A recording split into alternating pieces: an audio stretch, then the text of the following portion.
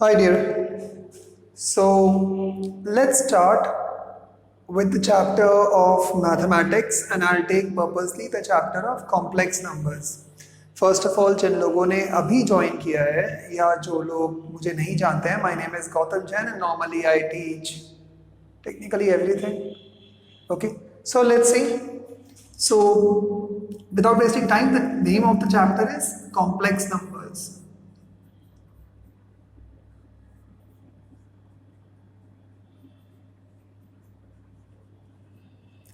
Now, how you would be able to solve this chapter? And first of all, what do you mean by the word complex numbers? As soon as this chapter would complete today, and you will, of course, receive a sheet of around 15 and 20 questions. Within around 3 days or 3 lectures, this topic would complete. ये state and CBSE दोनों के अंदर ही है इस साल, and it is one of the most important topic besides trigonometry. Okay. Now, let's start with the topic of complex numbers. So what exactly do you mean by the word complex numbers? Very simple. Let's say आपने इसके पहले वाले class में that is class 10 के अंदर आपने quadratic equation पढ़ा था.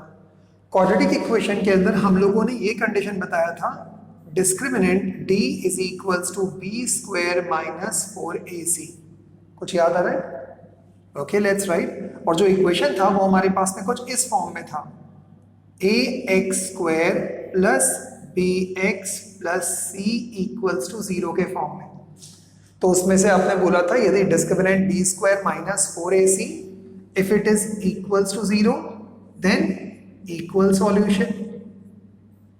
यदि आपने बोला था B square minus 4ac if it is less than 0 then imaginary number. कुछ याद आया? इमेजिनरी, और उसी को बोलते हैं कॉम्प्लेक्स नंबर. ओके, सो इसका मतलब है कॉम्प्लेक्स नंबर का मतलब क्या हो जाएगा? Complex number will be those numbers जो नॉर्मली रियल नंबर्स के अंदर नहीं आते हैं. रियल नंबर्स के अंदर नहीं आते हैं, those are known as complex numbers. Complex numbers ideally इन सबके रूल्स के बाहर है, तो उनमें कोई नॉर्मल रूल्स एंड रेगुलेशंस नहीं लगते हैं. आपने बोला था, सपोज करो जब भी कभी अपन ने सॉल्व किया और मान लो अंडर रूट ऑफ -5 आ गया, तो हम हमेशा बोलते थे this is not solvable, unsolvable, and this is known as complex number. So जब भी कभी स्क्वायर रूट के अंदर माइनस साइन आ जाएगा, स्क्वायर रूट के अंदर माइनस साइन आ जाएगा, देन आप उसको बोलोगे complex number. So what technically is complex number? So complex number should be equals to, इसको आमतौर पे हम स्मॉल लेटर I से शो करते हैं, I for India वाला I, and I should be equals to under root of -1, and this is known as complex number. अब इसका मतलब क्या हुआ? I का मतलब होता है अंडर रूट ऑफ -1, इसको बोलते हैं कॉम्प्लेक्स नंबर. सपोज करो मुझे इसी नंबर को लिखना है कॉम्प्लेक्स नंबर के फॉर्म में, तो मैं कैसे लिखूंगा? Under root of -5 can be written as under root of 5 into under root of -1 लिख सकता हूं ऐसे. तो you can write it like this, root 5 और अंडर रूट ऑफ -1 क्या था? I, तो आप लिखोगे I. है आपके पास? सपोज करो किसी ने आपको बोला है अंडर रूट ऑफ -37, तो आप कैसे लिखोगे? Under root of 37 into under root of -1, और it should be equals to root 37i. क्यों? बिकॉज i को एक कॉम्प्लेक्स नंबर बोलते हैं, फाइन, और इमेजिनरी नंबर बोलते हैं. सो ध्यान रखना, कॉम्प्लेक्स नंबर कभी भी रियल नंबर के सेट में नहीं आता है, इसलिए इसके अंदर नॉर्मल रूल्स आप नहीं लगा सकते हो. Now first term, what is the standard form of the complex number?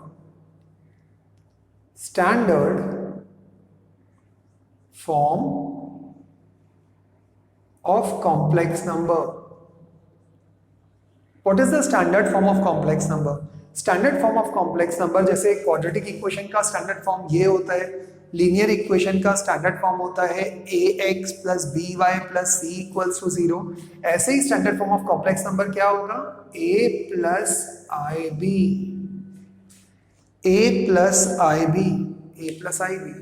और इसको रिप्रेजेंट कौन से लेटर से करते हैं? z से, तो z should be equals to a plus ib, where this z is known as complex number. a जो भी कांस्टेंट होता है इसको हम बोलते हैं इसका रियल पार्ट,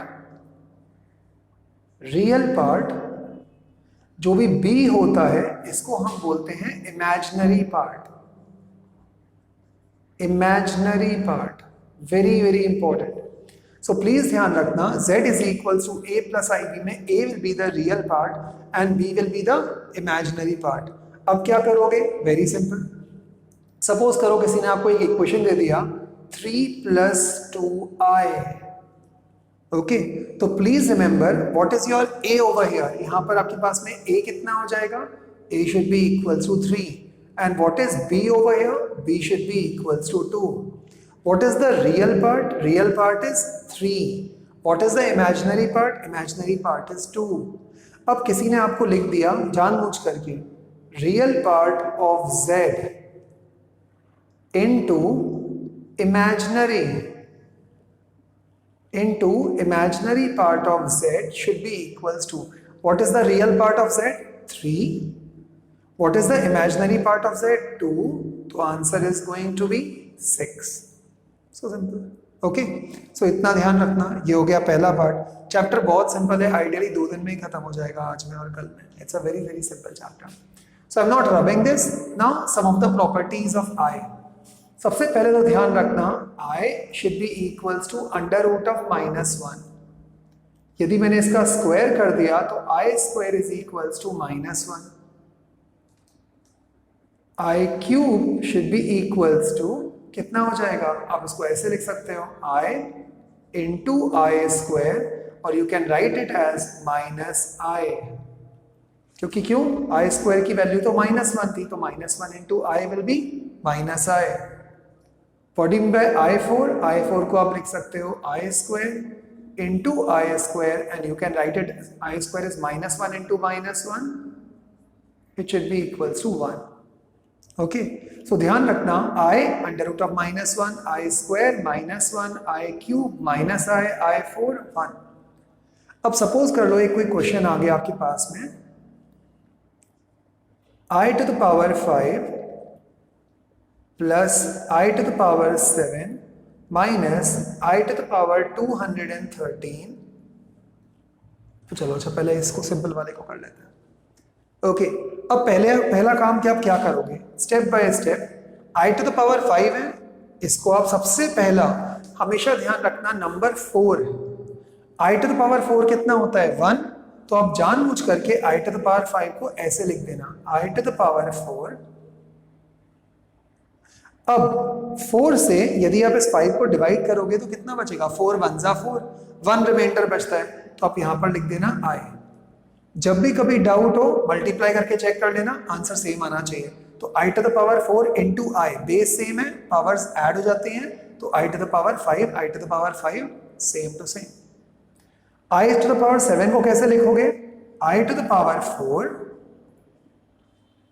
4 × 1 = 4, रिमाइंडर कितना बचता है? 3, तो यहां पर लिख देना i³. और दोबारा मल्टीप्लाई करके देख लो, i⁴.i³, 4 + 3 = 7. आ जाओ -i 230, फिर से 4 लिख दो पहले ब्रैकेट, 4 × 5 = 20, 1 रिमाइंडर, 3 नीचे आएगा 13, 4 × 3 = 12, 4 × 3 = 12, तो मैंने यहां पर लिखा 4 × 5 = 20, 1 13, 4 × 3 = 12, 1 रिमाइंडर, तो मैंने उसको ऐसे लिख दिया. अब बोलोगे सर ये क्या किया? मल्टीप्लाई करके देखो, 4 × 3 = 12, 4 × 5 = 20, 21, 212 + 1 213. हर क्वेश्चन में आपको i4 करना है. मैं आपको अभी 1-2 क्वेश्चन और दिखा दूंगा, फिर क्लियर हो जाएगा. So what do you think the answer should be now? i⁴ is 1, which is i, तो यहां पर आएगा i, क्योंकि i4 तो 1 होता है. i⁴ is 1 into i³, 1 into i³, i³ की वैल्यू है -i, तो यहां पर आएगा -i. i⁴ is 1, 1⁵ 1 ही रहता है, 1 into i will become i, correct.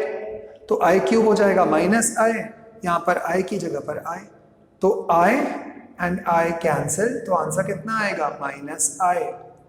But is this the way to write the answer? नहीं, स्टैंडर्ड फॉर्म में लिखोगे। तो स्टैंडर्ड फॉर्म कैसे लिखोगे? Z should be equals to 0 minus I, where A should be equals to 0 and B should be equals to -1. That's all is the answer. Got it? Let's see one more question. Suppose कर लो किसी ने आपको दे दिया I to the power 47 upon I to the power 20 plus I to the power 40. कुछ भी ले लो number, मैंने तो रैंडमली लिया हुआ है। अब क्या करोगे? वही सेम ट्रिक, I 4 लिखोगे यहां पर, 4 1s are 4, करेक्ट। फिर वापस 4 1s are 4, 3 रिमाइंडर, तो यहां पर कितना आएगा? I cube. तो 11 4s are 44 plus 3 is 47. Then comes I to the power 20. What is I to the power 20? वापस से लिखोगे I to the power 4.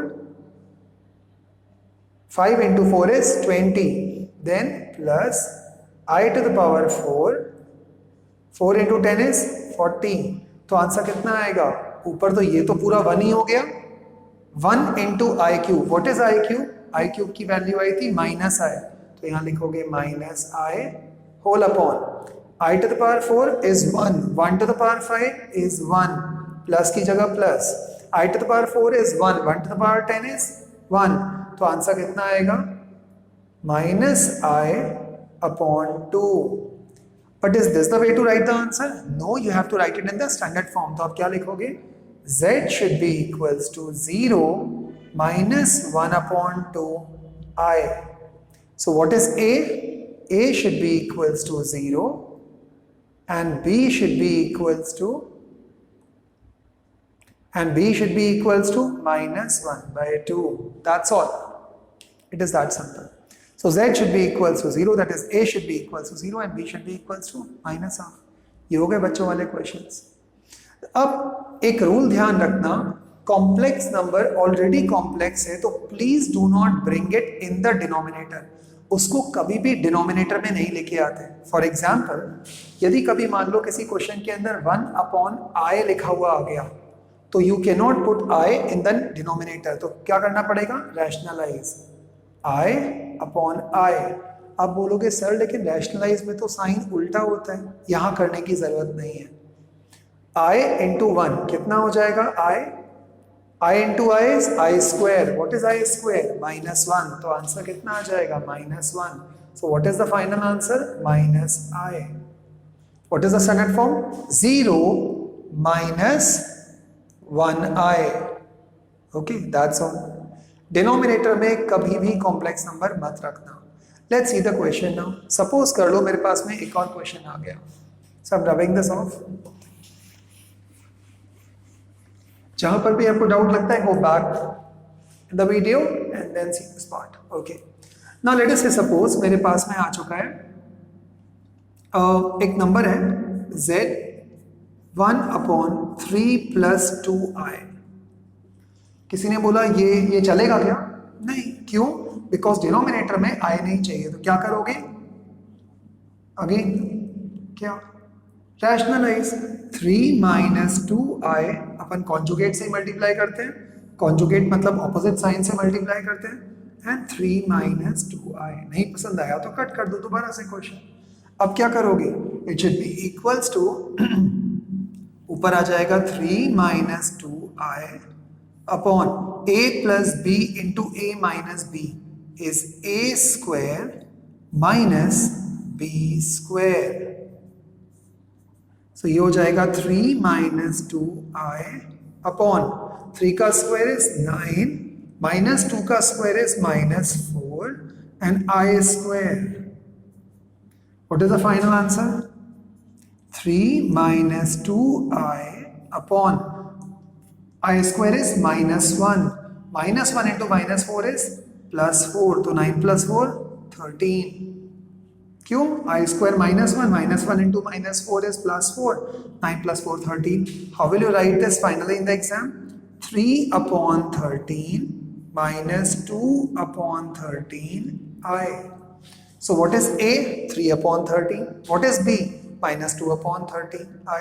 That's all. So it is a very very very simple topic. You don't need to wait too much.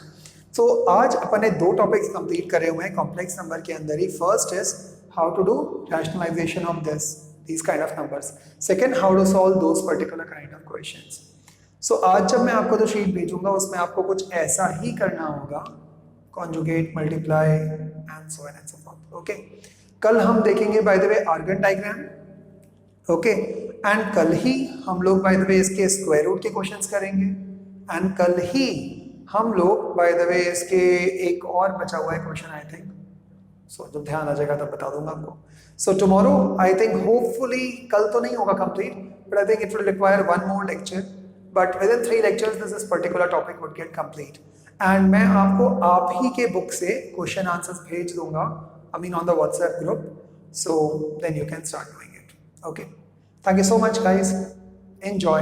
Take care. Bye bye.